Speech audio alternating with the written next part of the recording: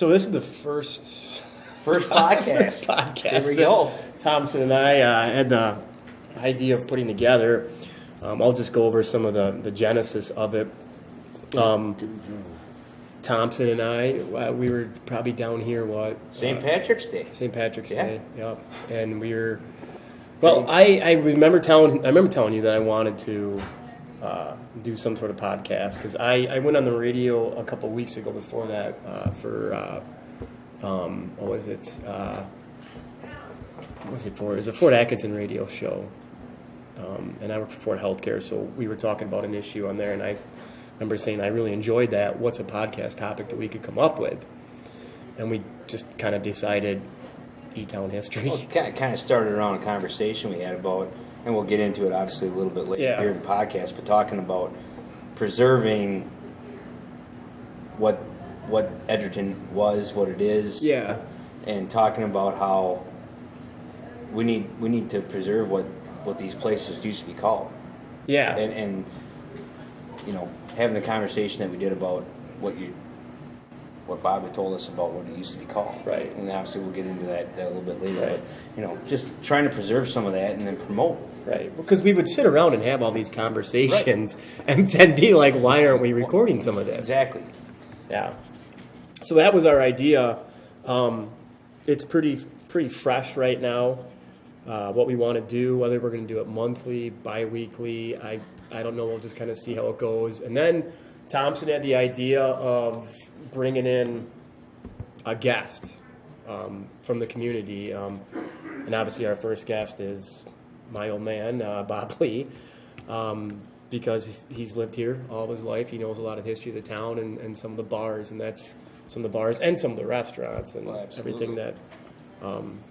Everything from its inception to what it is now. I think we want to morph this into like promoting the community, obviously. Yeah, absolutely. It's not just the bars here. There's so much that Edgerton was, what it could be. Right. Edgerton's a place that could be a place to explode someday. It really could. And plus, we have some insight from a former mayor. So we can maybe get into that, and that's another thing that we wanted, is because from a philosophical standpoint, me and Thompson's views on some things are quite different, but we've always had good conversation about them. We've always been able to discuss, what we do and do not like, and still remain friends because of it, and not get each other's throats for it. So we thought this would be a great way to do that. But in the future, we're open up to any topics. Like I said, we'll just kind of see how this goes, and if people give us good feedback, then we'll kind of go from there. Right, and maybe we can set a new bar for podcasts. And one thing that we talked about we want to stay away from was some of the major issues in politics. Yeah. Because we don't agree, and that's fine. Mm-hmm. And there'll be a place and a time for it. Sure. But get this thing rolling, see how things go, and if we do end up morphing into that, at least we have the ability to hold a rational discussion. Right. Maybe that'll carry over to other people holding rational discussions. Unless, of course, we have Oran on. Right. Then it's just going to go to hell. Right. So. Well, that's good. He's not allowed to be on the podcast. Oran, if you're listening. Any Oran. Any Oran. We'll have to go through some kind of process first. Right. But like Thompson said, though, we want to do this from different bars. Yeah. And I guess now is as good as any to promote where we're at right now. We're at Last Night Bar and Grill. And in the future, we might be at the Decoy, we might be at the Baron. I think we're just gonna play it by ear. We're gonna just take it from one place to the next, and hopefully people will join in the discussion at some point in time as this goes forward.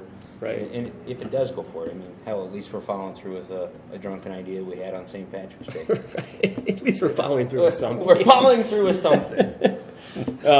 And they're dragging me down with them. As he chimes in, I guess it's a good time to introduce our first guest. Like I said, this is my dad, Bob Lee, and we're gonna pick his brain a little bit and just kind of get down to some of the history that he remembers about the place. And it might have been better 20 years ago. Right. I might have remembered more. What do you expect from a general? Right. Well, thanks to Josh and Eric a.k.a. as the Jic and the Joo. Jic and the Joo. Being your first guest is, I'm honored. Awesome.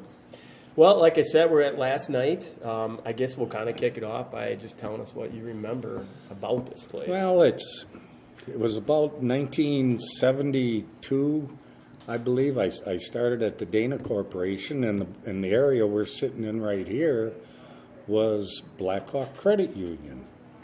And it was small, and we had direct deposit was our pay, something that none of us ever thought was. It was new to us, and we thought, you mean we're not getting a paycheck? All we're getting is a pay stub? That started the whole ball rolling with direct deposit and that, and which we know now everybody has that. But. Okay, so wait a minute here. So I'm just curious. So Dana said we're going to go direct deposit. You guys didn't have like debit cards back then. Oh, so no, even if it was no. direct deposited, you would still have to. You had free checking. You still had to write a check, but they do instead of handing you a check and a stub, they would hand you the stub. Your check had already been. Sure. And of course, that created some issues for us guys when we were 18 years old. We could spend money on Thursday nights, knowing we get our pay stub on Friday. But we could spend a lot of money on Thursday night because it had already been deposited. And True. we got in trouble over it sometimes. Write a check that Write a might check not be there yet, but it will be. By the time they get it to the bank, our deposit would be there. And hopefully you didn't write checks for more than what you made. So, was it just this back room then that was Yeah. Blackhawk Tech? Or Blackhawk excuse me, Credit. I say that all. Yep. Blackhawk. And it was actually that existing door back there was where you went in. And it wasn't a big office. I think it might be from this wall over where the windows are showing. Sure. If I remember correct. I could be off base on that, but I know then it turned into, after Blackhawk Credit Union, I believe it turned into Denny's Meat Market. Denny Deegan. Denny Deegan owned that meat market. That's right. Denny Deegan opened up a meat market, and he was processing deer because there's a gazillion deers to be processed every year, and he sold meat sold beef and pork and chicken and that out of his meat counter, and went over real good. And I think then possibly when this place, I don't know if it sold or for whatever reason, they needed more room. They opened this up as a back bar, you might say, bigger bar. So going back to Blackhawk Credit Union, when you walked in the door, where were where were things in Blackhawk? I mean, I know I'm picking your brain a little bit and going back in the 70s, but what Luck with that memory. exactly.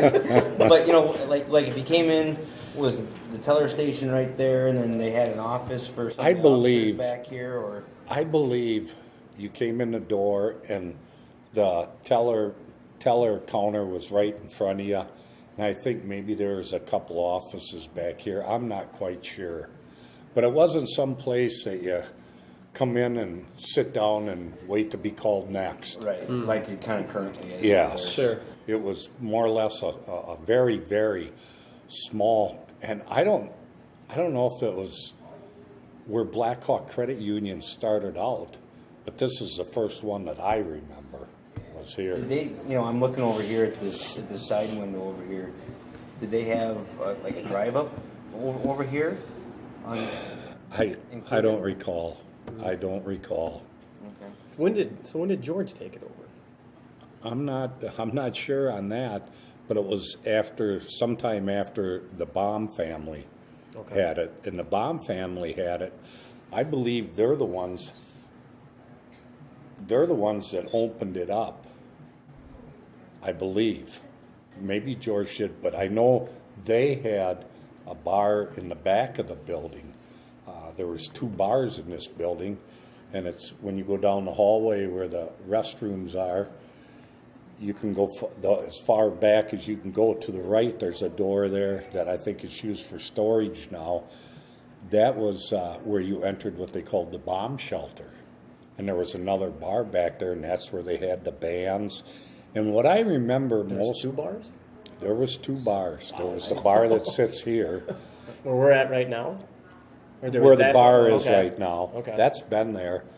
And that's where, when Dana was in business here in town, that's where a lot of the executives went at the end of the workday, and they would sit at that bar, and then us hooligans would come in, and we go right into the bomb shelter then and back. And they had I think they had an outside entrance to the front of the building, to the east side of it. And I hope I got my times right, but I think after the bomb shelter, I believe that turned into Dairy Queen. There was a Dairy Queen in there. So the Dairy Queen wasn't in this portion. It was No, it was in the back, in that back bar. Yes. Okay. Yes. Now yours, I have to stop and think. You know, I know Sure. I know, like in 1975, the Dairy Queen was around, and a guy named Dean Steino, which is Theron's grandpa. Oh, okay. Theron Steino's Dougie Steino's dad. He run the Dairy Queen, and you know it might have been later in that too, because Dean also worked at Dana, and I'm not sure on the times, but I know sometime in 1975, 1976, I was going there, and it was pretty successful. I don't remember what was on the other side of it. So was the bomb shelter then a relatively small place? I mean, No, I look at the footprint of the building, and I'm trying to picture It was the that whole second bar. Actually, it sat on the west side of the room, and I believe it was either a horseshoe or rectangular, 3-sided bar. It wasn't open that long. It was only a couple years. Was that the only time that side was open as a bar? Yeah. Okay. Yeah. The Baum family opened that up. Dick Baum, good friend of mine. Well, I can see why they call it a bomb shelter. You know, I mean, it's kind of off the beaten path a little bit. You have to, get in there, and it's a small bar where you get. The people you knew got people to like go there, Yeah. though, right? It was. Oh yeah, that was. It was that known. was- It wasn't like this. when you VIP. when you graduated from high school, in my day, the law was 18. You went from the high school to the Red Baron to the Yes. bomb shelter, back to the Red Baron to the bomb shelter. During lunch break. 7 beers before. I plead sixth the period. fifth on that. I plead the Oh, fifth. Lord knows I've done it. So Right. Yeah, but it was an exciting time. Parking lot was the same as it is now. It wasn't a big parking lot, but it was a parking lot, and we used to park all over the place. To the businesses on the sides and up and down the streets. And, what bands have played here? What bands do you remember from? excuse me. Well, I know the Stonehenge played here because the Stonehenge played probably in every bar that in Edgerton because they were such a draw. I only remember Stonehenge because they were the band in the state of Wisconsin at that time. But You don't remember any other bands? Oh. Well, Tatter joined us. What's up, Tad? What's up, Tads? I don't. You know, it's hard to remember what I had for lunch yesterday, much less what bands played 45 years ago. So how long did the bomb shelter? How long was that in operation? I'm not sure, but it wasn't couple a long years? couple years because they moved a lot of the festivities out of their house on Edgerton Road, Yeah. where they had bands playing there, and they had parties there, and they had a softball diamond, but they had softball tournaments there. Out on Edgerton Road? Yeah, and the softball diamonds was kind of on an angle, and here Where would that be? Yeah, that it's was Past that horse farm, or? where the Bombs owned a house, and I built a house on the land. You worked in that, Josh. Oh yeah, okay. I built a house on the land where they used to have the rock concerts and play softball, have softball tournaments. Is that right where that kind of that duplex is then? When you go down the hill, when you go past You know where that Becker Construction, really weird house is? Oh, the weird roof? Yeah. Right by Becker's. Yeah. you go past that, and the next house on the left was the Baum family house. That's where their house was. And then there's a 2-story house right next to it. Yep. Is the house that I built in 2000. Actually, it was 2004 we built that, because Yeah. you were 1 year out of Yeah. high school and then college. Yeah, me and Millar helped you. Yeah, and that's where, and Skinny, he was there, Chris Ames, and that's where you guys got in trouble throwing snowballs inside the house, and That happened. yeah, it happened. Pretty sure. Matty Millar was hired to shovel off the steps inside the house, and I turned Because around. we were framing it. I remember that. We were framing Yeah. it, and a bunch of snow got in there. And they were, you and Skinny and Matty were supposed to have shoveled out the steps and shoveled out the snow, and then I turn around and you guys are throwing snowballs at each other, and I had to Naturally. threaten with sending you home, but then I knew I wasn't going to do that, because then I'd have to shovel it out. It's And just I wasn't going to do it's just that. tradition. And that's That's one of the probably the 20th time I tried to get fired from RC William. Well, you son finally did on the that- 21st, right? Right. I mean, there's a reason why it's not plural. So So then, going back to kind of the history of this bar a little bit, then after the bomb shelter, did it? What did it morph into then? Did it? I think it worked in the Dairy Queen. Then the bomb shelter part of this bar became, I think they closed it down, and they made the bomb shelter, they made Dairy Queen. Okay. I think I'm correct on that. But, you know, you're going back some years that... And then was this other bar then that where the executives would come? Was that? That's where the bar is what was right the name of now. it? Was that? I think it was Comeback. Still come back in. I think it was Comeback, and the Bombs owned it, and they created the bomb shelter, which was a bar down the hallway and off to the right. And that's where the crazy people like me went, and the executives stayed out in the Comeback bar. So kind of a similar situation to downtown. Where you got 2 bars, 3 bars right next to each other. Yes. Like that. Yeah. Sharing a property. But it was one property. I mean, it's, Right. and I'm not sure when George bought it. I'm not sure. I wonder if he bought at the same time that it became the Comeback. See, and Bought the building, leased out the business. You know, I think Black Hawk Credit Union decided to build a building over there. Yep. Their bank, which isn't there, where the building is, but they're not no more. I have a feeling, and I think that's when George purchased this, Sure. because his brother-in-law was Denny Deegan, and that's when Denny had the meat market. And I know Denny was a butcher, a meat cutter, so he might have moved on or something. I don't remember. how long was Denny in here then? I can't answer. I don't know. You know, if it was a couple, 2, 3 years, I don't remember. Do we know who? You might, Thompson. I mean, I certainly don't. But who was the owner of the Comeback? I know John Keyes and his wife owned it for a long time, and I can't remember if that. I think that was in the mid '90s through.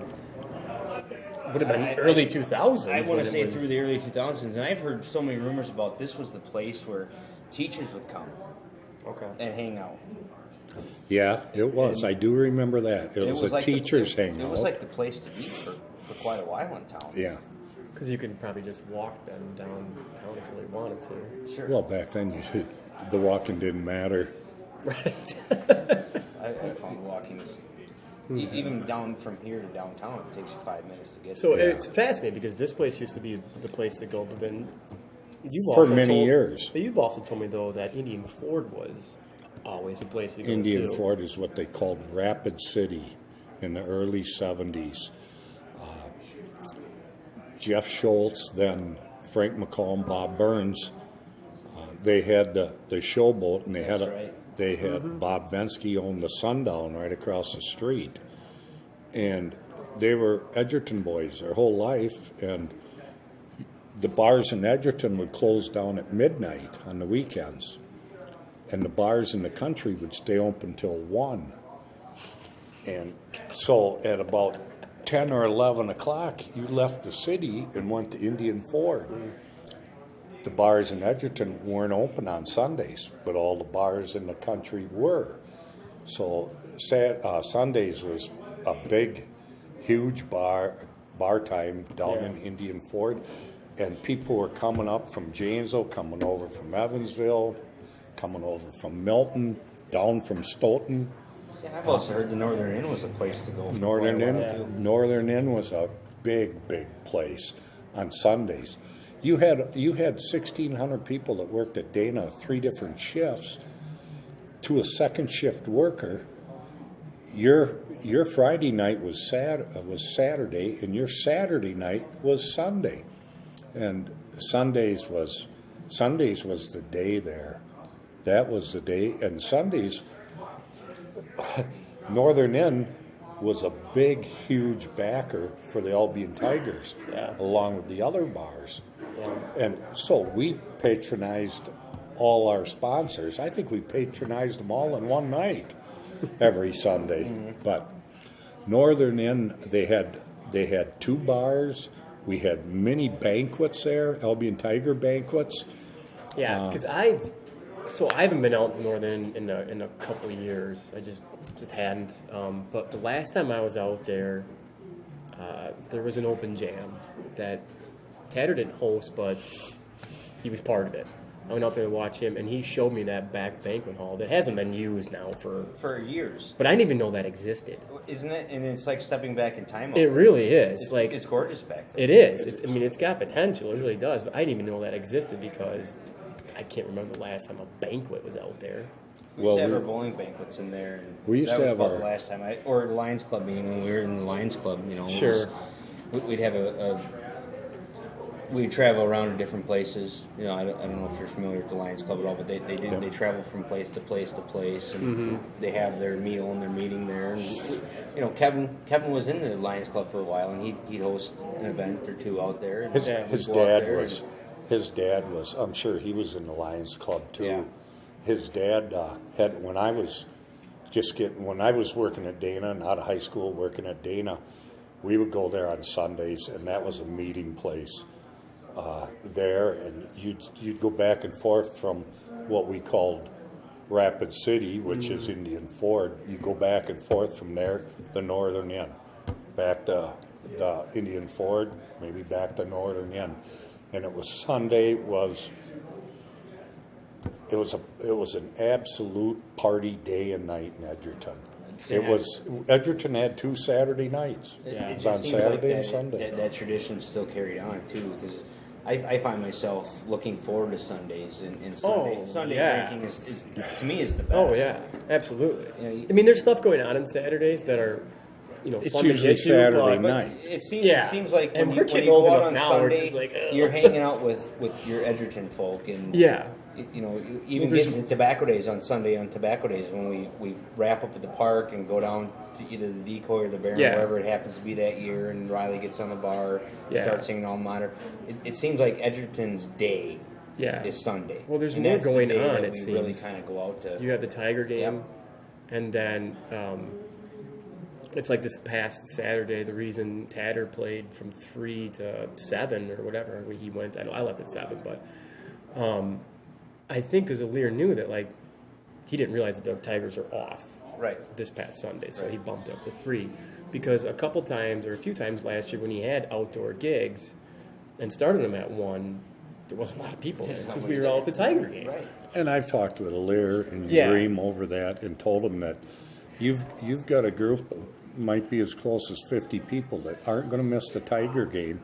They'll be down after the Tiger game, but if your band's only going to play till 4, you're going to miss out. You're going to miss out on because a lot of times, how often do we stay out in Albion after the game is done. Oh, I mean, I've stayed out every- there till 6:30 some nights. Yeah, absolutely. That'd be early. Especially after a big win. That'd be early. 6:30. Years ago, 6:30 is when you dropped the kids off and then went back to the diamond. Right. Well, that kind of gets us into the next topic that I kind of want to talk to you about is, and we don't need to go into all of your Albion Tiger history because I know we could probably fuel an entire podcast just off absolutely. that. But what are some of your memories of the Albion Tigers? Wally Olstead. Yeah. Wally Olstead, to make a short, long story short, Wally Olstead with the sponsors made Albion the richest baseball organization in home talent. With the help of Wally could market our ball games.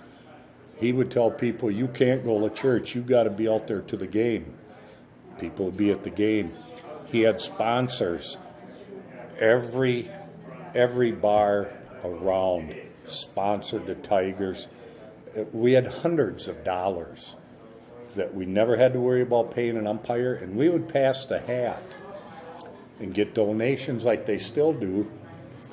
And when tobacco days would ask us to play at the racetrack, they'd offer us $500 to play there. And we did it a couple years, but it isn't like playing at Albion Ballpark. So they would pay you. They would pay us to play there. They'd pay us $500, and we had to eventually turn them down because we were losing money on that game. Yeah. When they would pass the hat, there was games that there was over $1,000 collected, and we had home and away uniforms. I got a new hat every week because my hat would be demolished in one game. They had home and away uniforms. So home- what was your home? Red. No, home was blue. The Oh, Tigers that's have, right. Yeah. the Tigers have always been blue. Yeah. They got a great example of that. If you get a chance to go through the Albion College, upstairs they have an entire room dedicated to Tigers. And Really? They've got some. Yeah, it's gorgeous. They've got some of those old uniforms up there, and they've got.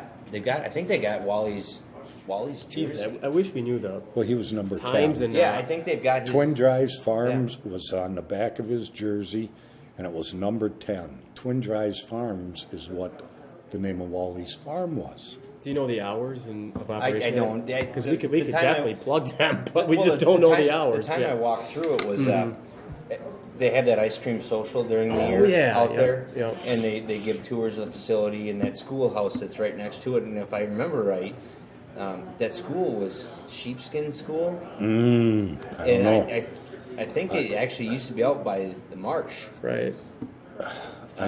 Well, I know, the only thing I can tell you is I know where the college, Albion had a college back in the early 1900s, and you can still see the foundation in right field.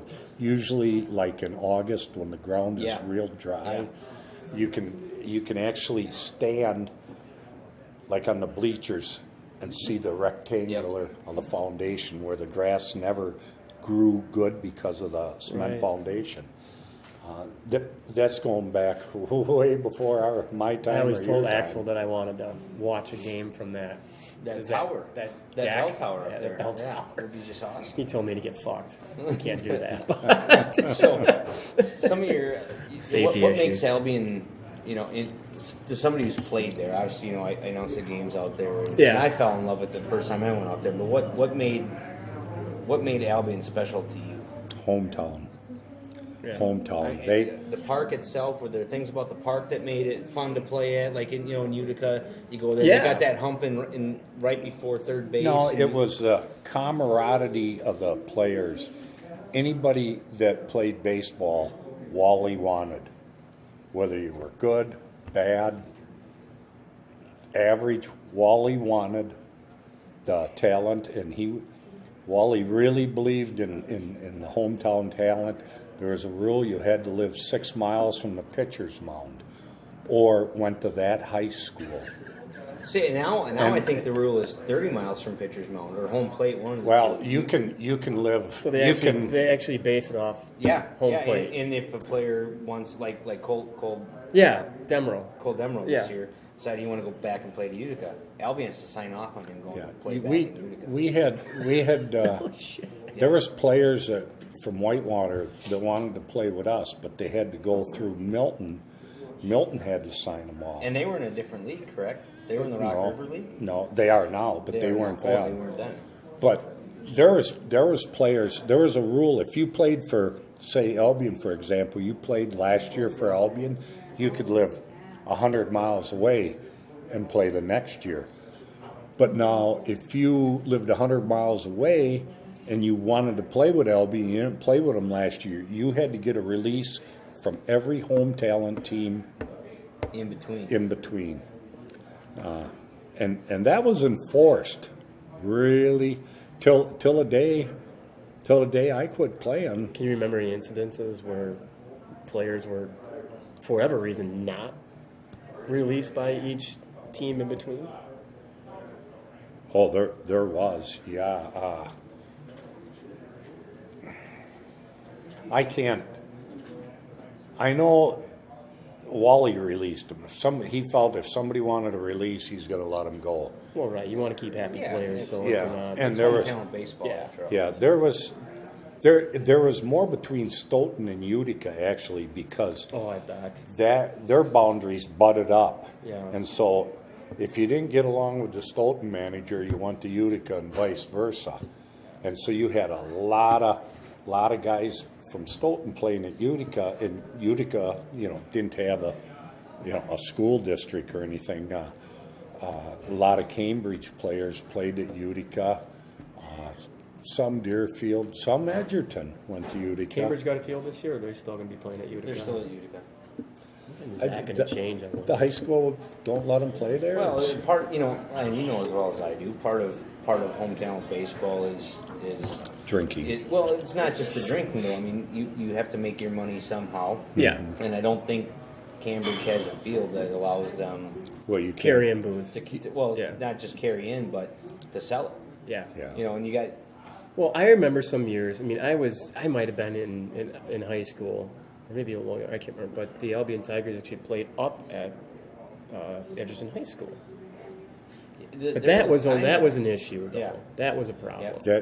That was only about a year, or I don't. And they were even know still if it was using two. aluminum bats. Yeah. That It was was a a- goddamn launching pad. It was Yes, it was. a homer dome, fly ball to left field. I mean, you hit a 360 foot fly ball to center field. It's a home run. Right.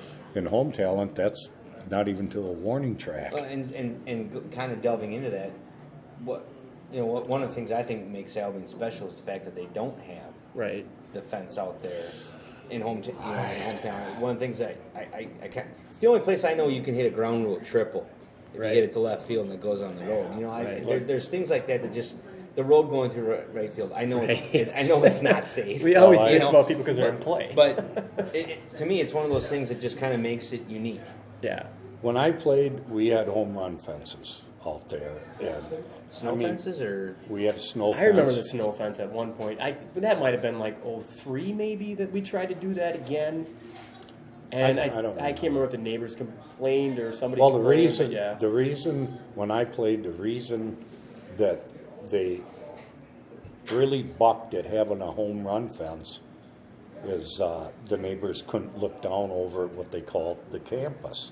Yeah. All they'd see is a fence. Well, of course, some people have passed away years ago. But when I played, we put the home run fence up. If we played at Albion the next week, we left the fence up. If we didn't play there for another 2 or 3 weeks, we took the fence down. Sure. And it took us a matter of about a half hour to put it up. Sure, I mean, snow Now fence.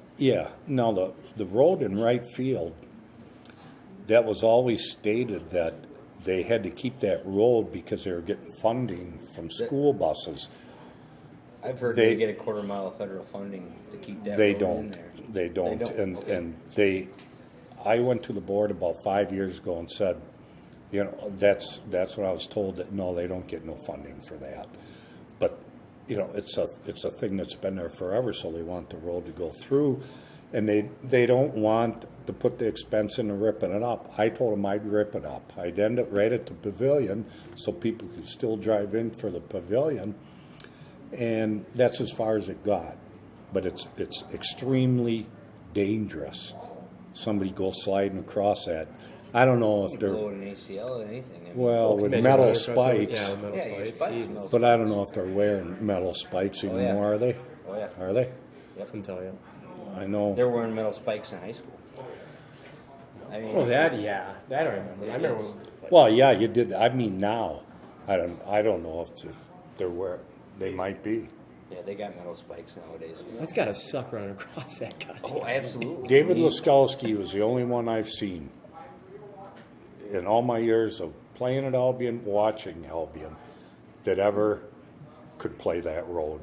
He's the only one that, and I mean, I've seen guys dive for a ball and hit that road, and they come away looking like they were on a motorcycle. And I've never took a actually crash. seen anybody have to catch a ball on that other little, just that little other triangle. Yeah. It's like nobody pulls it down that far That down far? the line. If they do hit it right, I mean, we saw it Sunday where Kepke from Fort's out in Yeah. right field, and the plays that he had out there were on this side of the, on the ball field side of the road. Yeah, that used to be a home run even when I played. You could hit it, if you hit it and it hit the road and it bounced over, it's a double. But if it went over the fence, because we had a section that went across that road, you couldn't drive up it. That blocked it off. You hit a ball over that. So I'm 50-50, kind of on the home run fence. I'd like to see one, but it have to be a creative way of doing it. I think if you really go out there and look too, the It's not outfield kind of rises up, and they've talked about like digging the outfield down and kind of putting a brick wall there in center where it kind of rises up the center, and then creating the fence around it. I don't ever foresee that. I don't foresee that That's a either. little That's a too lot much of money. It's a ton of money. Yeah. The backstop alone was $10,000. Well, that looks great. Which is gorgeous out Yeah, there. that looks pretty So badass. You were at the game Sunday. What do you think of the team so far this year? What impresses you about them? What doesn't impress What you about impresses me about them is they played one of the very top-notchest teams in the league in Fort Atkinson, who any kind of betting man would bet that Fort Atkinson's going to be in the run of things. Yeah. Fort was never in the game. Never. Well, it was actually kind of a boring game because the Tigers went out on top and just stifled them. Yeah. And I think that they got players coming back that when college gets out, when the D3 tournament gets over with in college, they got pitching. Albion has never ever had the pitching that they got this day and age. It's unbelievable. They have Lucas Gregory coming, and he's flirting right at 90 miles an hour. Schulte. Well, the thing with Schulte, though, he can spot the knees. He Yeah. can throw it Yep. inch above the knees, an inch below the knees. And, Greg Maddox, when he played with the Braves, threw the ball 88 miles an hour and never got hit hard. The thing about Schulte is as long as he keeps the ball low, he's You gonna don't want fool them you with to some come up. pitches. He's Yeah. going to fool you with some pitches because it does have some weird movement. Got some on weird it. movement. It's like when Quinn had that. What did he used to call it? The Wilbur, something like that. And I don't think that he told us to this day what it is. And he was a secret. But if you ask Schulte, he'll say, We're gonna why bring does the Quinn word on here just Why does the word secret not start with a C? That's his whole thing now. But Quinn had a weird ass pitch that would just move everywhere. It was like Yeah. a modified knuckleball. And he won't tell us to this day how he gripped it or how he threw it, and It was more Whatever, of a but- change-up. is Yeah. what it was. See, and yeah. So I fuck thought you, Quinn, for Jake for Taylor doing was that. extremely efficient. He threw 67 pitches on Sunday. It's really weird to hear Jake Taylor still, right. because of major league. Right, because of Major League, but he got people to fly out. What'd Roger Dorn do? Oh, come on, Dorn! Don't give me this Olay bullshit. Shut up, Dorn. Yeah, I really think this year the Tigers they've got to be the team to beat with their pitching. They've got to be the team that you give them a couple runs and they're going to hold on to you. especially if they get the bats going early like they did Sunday. Yeah. They jumped out to that 3-1 lead. That's good. Sure. That 3-1 Well, I mean, lead. Thompson, do you have any notes from the game that you want to share? I mean, we're kind of onto that topic now, so. So we, obviously the first game against Fort on April 28th, right off the home talent site. They're talking about how Albion basically clobbered Fort 8-1. I thought it was 6. Was it 8? 8-1. Okay. I I thought at it was 3-4. 6. I But I'm out in always- center field, so you got to realize. I noticed a that lot more people Now- using binoculars this year, like Jimmy Edwards said. Speaking of we center all field, we all got to use it. before I kind of get into that, was the sound getting out there? I mean, could you hear what Yeah, was I think going so. on? I thought- Could the music? The music out you there? could hear. Music. Oh, the you- music. Yeah, the music was great. Music was it? great, yeah. Okay. Yeah, music was I mean, great. if you were actually, we're sitting out there bullshitting the whole time, Right. Talking amongst So each you're other, probably drowning out some of the Right, What, if we're paying who's up to attention. bat and what. right? You could hear that. Obviously, Albion just bought the new sound system this year, and it's a nice addition to the park. A lot of cables running everywhere, but it's a nice addition to the park that I think enhances the experience out there a little bit. Oh, yeah, You go up absolutely. on the concession stand there would be where that road goes through that side. They've got new banners up there talking about the Final Four and the That's cool. Yeah. the win there. But yeah, I like to refer to it as Yana International Airport Field because why not? But Taylor and Zyman combined for a 5-hitter and allowed only 1 run. Aaron Laskowski 2 for 5. Josh Eastman 4 for 5. The 3 quick runs in the first inning really kind of propelled them. And I heard Matt and Jimmy say it before the game. Whoever makes the least amount of mistakes is going to win the game. Obviously, with Stoughton or Fort, you just can't make mistakes. Right.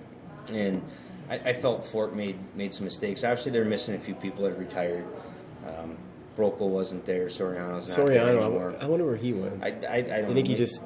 Maybe he just I know he's a big softball guy. Yeah, People move because of they jobs. They get a and- job or married and kids and don't Yeah. have the time to play anymore. But Oh, not with Albion. not with Albion. Married No, and no, kids. no, Married no, and no, kids no. don't come We're not a into kid it. in Albion. But yeah, I mean, Yes, the old look man. at your- you look at the you score look at sheet. your schedule to see when you're going to get married because you can't get married on the day of a game or the night before a game. I think the old man's still holding this over my head. He gave it up in '85, which coincidentally was the same year that I was born. So Yeah, I would I have don't played know how I'm about going to keep 2005. apologizing but for this, Right. but right. you should apologize. I know. The one thing Albion was really good at doing on Sunday was obviously he said it was the pitching. Yeah. Getting the ball up in the air, getting there and underneath of it. Whoever else was there, getting into the ground outs and whatnot. And Albion just hit the shit out of the ball. Yeah. I mean that was Yeah. clutch hitting. A lot Yeah, of 12 it's. runs. I'll tell you, just watching them, Albion's got to be the team to beat, and I would think Stoughton will be there with them. Stoughton will be there with them. Evansville is better this year. They're 3-0, leading the division right now. Albion. How are they 3-0? Well, they start a week earlier than everybody else. Well, Now and we didn't- with we the didn't new know that- division, Deerfield not being in home talent anymore, Right. they got kicked out of the league this last Yeah. year because of the 3 forfeits last year. Right. And That's- they're out for that 2 is years, such but they've bullshit. combined the East and West division of the Southeast section into one division. Every team got to pick 2 people that they wanted to play twice. We always wanted to play Cambridge Evansville. and Evansville always picked Albion to be the 2 teams they wanted to play twice a year. So the crossover games, this year we have Fort twice. I'd have to look at the schedule. Actually, got the schedule right here. They play a couple of the teams twice this year that were on the other side, and then next year it'll change. So, I think we only have Jefferson once this year. We'll play them twice next year. Are we in Jefferson? What's that? Are we in Jefferson? We are in Jefferson on May 20th. Okay. But our, next home game coming up is May 27th against Stoughton at 1:00, the Memorial Day weekend. When is Stoughton? Stoughton's Memorial Day weekend on Sunday, May 27th. Who they 1:00. play on Monday? And Might then be able to they get play Susan at- to that one. They play at Cambridge, which will be in Utica on May 28th. Oh, that's- that Monday at 1:00. There's 2 good places to watch games. Yeah, and even the next game coming up Saturday night, May 12th, against Evansville at Lake Leota Park in Evansville at 6 p.m. It's a fun place That's to watch at a game. Lake Leota? That's at Lake Leota. It's actually, the only thing I'm not keen about that field is the all dirt infield. You know, I like to see grass in the infield. I like that field But because it's a nice place to watch a game. The only other problem I have with it is they force me to drink Miller products, which I'm not a big fan of. I'm all right with it. I like that field. Yeah, it's a nice place to watch a game. We were the state champs in Teener League in 1969 there. How the hell do you remember that? I got the How trophy does at he home. remember And, Let half the alone, shit like, you I remember? fucking call you and you... well, That was that's fine. you remember what you want to Yeah, I remember. guess that makes a lot of Who are sense. some of the guys that you played with out in Albion? Well, our lineup didn't change for 7 years. Stan Ellerson played first. Larry Burrell, Danny Wilcox played second. Craig Cleefel, Denny Hatlam played short. Stan Edwardson, or Bear Kittleson, Billy Rukoff played third. In the outfield, we had 3 Laskowskis, a Yoss, Red Davis, Joey Witt. Paul Renning was in the infield. Yes. Jay Johnson and I caught. When I started playing, Duke Fern played center, and Dick Wilcox played first. When I started playing, and Wally was playing third now and then. Who were the pitchers back then? Charlie Furseth and Ron Renning and Dave Boss. I'm bringing back some history right there. Yeah, and then Tommy Anderson. There we go, yeah. He came on, and Tommy was just phenomenal. Well, Charlie, though, too, didn't he pitch? Charlie Richardson, Yeah. he pitched. Jay Kenseth, he pitched. Donnie Vuwink, he pitched. Dick Holman pitched. Dick Holman was just, well, you didn't, as a catcher, you had to know what pitch was coming. Because if you called a curveball and you're thinking a curveball's coming and he throws a fastball, the people in the backfield or in the back stands there would be in trouble because he threw ball in the mid 90s. And What was Nanny throwing in his prime? he was at best he was in Evansville when I coached him in Legion. He was throwing 87 to 88. And what year was this for him? 1999. So this would have been Right after the season. After he graduated, Right, okay. then the next season when I coached Legion, he was clocked at.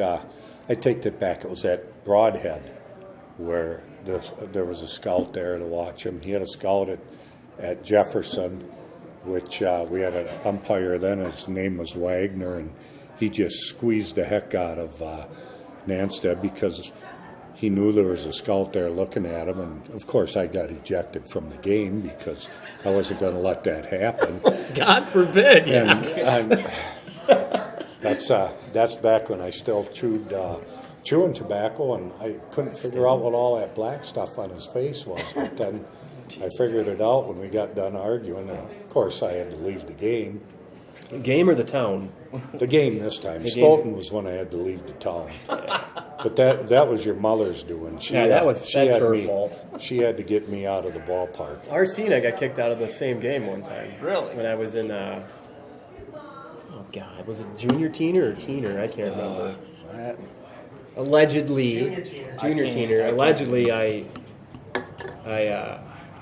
was coming. I probably shouldn't have tried to steal third, but whatever. I was an idiot and tried to do that, and I thought I was safe. And the ump disagreed with me. I told him to go fuck himself. I can't see you doing that. I just can't see you doing that. RC runs out of the dugout, and he starts yelling at the ump, calling him a little baby, because the kid was probably like 20, something like that. Starts calling him a little baby, little baby. The kid was like cocked back, ready to hit him, and instead he just ejects him too. And yeah, that was a very quiet car ride home, because Mom was with us too. Oh, that's why. Can't imagine the conversation. Yeah. Well, you those know, thing happen though. Yeah, absolutely they do. The thing about Edgerton and Albion is when you play baseball at Edgerton, 9 out of 10 kids are done when you graduate from high school. You might have one go on to college and play baseball, but the other 9 can go out to Albion and still Yeah. The Home Talent was the largest amateur league in America. It might still be, I'm not sure, but I know it was back in the 70s and 80s. Yeah. The largest amateur baseball league in America. And we made it to the Final Four in 1976. In 1984, the last year I played, we took third in the state in the NBC tournament, National Baseball Congress. I don't believe they play in it anymore, but it's still out there. We had to play the Madison A's, who had one player from the state of Wisconsin. We had to play them. We lost, and we won our next game, which was in the losers bracket. We beat Green Bay Blue Ribboners, and that I figured that was probably a good year to say goodbye. And then he came along, so Along comes this guy. I did go out though. Gift that After keeps you were on born, giving. I went to one practice and I told Wally, I said, I'll be divorced. I'll have to quit. And I retired. Last year I played. I hit 400. I led the team in hitting, and the next year I was retired. So I went out on a good note. What good way to go out. Yeah. Well, speaking of going out, we can probably wrap this up. Yeah. Pretty quickly We wanna- here. I don't know how long we went for, but I don't either, but we do want to mention. We do want to 50 mention minutes? that Chad Olson. Yeah. is Thank you, Chad. producing all this for us and brought all this equipment out here to set this up. And he's also got a really cool idea going right now. He's starting a website. Yep. It's kind of a social media for Edgerton website. It's www.tobaccocity.us. Pretty Kind neat. of the Yeah. idea. Pretty neat. The idea behind it is to promote. To start with, we're going to promote, obviously the taverns. yeah. Get a link going on there, their calendar of events, their menu. People can go to that website and check out what the entertainment is. You have to And get then, some donation from them. eventually we'd like to taverns. incorporate the bands around too. Baby So, steps. Hey, we want to Yeah. go out and watch the Mad Tatters. Where are they playing at this weekend? We Right. click right on their website. There they are. Yep. So kind of a consortium of everything that's happening in Edgerton nightlife. And hopefully people will look Pretty at cool that idea. website Edgerton's sometime. nightlife is alive and Yeah, we well. got a lot of music around here. Yeah, we you do. know. Just Even the very thankful of that. bigger town down the road to the south doesn't have the bands that Edgerton's got. in- We don't Logan. talk about Janesville on this podcast. In, interestingly enough, though before we close out, a good story. Nighthawk and I were sitting down at the Red Baron one night watching Nighthawk. one of the Sayer boys. It's Brian Sayer. Brian, forgive me for this, Nighthawk. but we call him Nighthawk. Yeah, right? Nighthawk So we're sitting Red down Baron. there. We're sitting down there with this couple from. She's from Milton. He's from Janesville. And they're down there. They're just loving the Red Baron. And she says to me, growing up, Milton and Edgerton obviously just didn't like each other very much. She goes, but I got to tell you that Edgerton's got it going on. They are the University of Wisconsin. Like, you guys know how to bring it. You know how to party. And you can out-party anybody in the state. Bingo. I like that. Edgerton was the number one rated brandy city per capita in the nation for many years when I was younger. Sounds about right. I got They you. drank more brandy than any other city in the United States per capita. I'm sure right now Rack Daddy's hearing that and he's probably fact checking somewhere. Sure. and- As you should So- be. And I don't know if that's correct, Rack Dad. Just don't, roll us over the coals for that one. Right. That's the truth because I said Lee so. said so. Lee said so. Well, that's a great note to go out on. I don't know how when we're going to do this again. We're going to try to figure out the feedback, whatever everybody's thinking. Like I said earlier, it could be a month, it could be bi-weekly, it could be weekly. We'll just see how it goes. We'll be in a different location. Maybe the decoy. We'll see what happens. We want to do different locations, like we said earlier, and we encourage you to just give us topics to discuss. And we're going to try to do a new guest each time, but I'm sure we'll probably bring We got to bring prior the guests on We again got to bring the because general back on. because we could have went probably 2 hours if we really got into some of the old Tobacco Days history and some of the Albion Tiger history that just Well, goes into and that I know alone. next time around we're going to have to Talk talk for about a week on the Albion 4th of Tigers. July. Yeah. You know, Well, thanks for having me, guys. I appreciate it. Absolutely. It was a blast. All right. Well, we'll call that a wrap. Cool. That's fun. What do you? That's fun. What do you think? That was a good time. It worked. Awesome. Do you like it, Awesome. Ted? I'm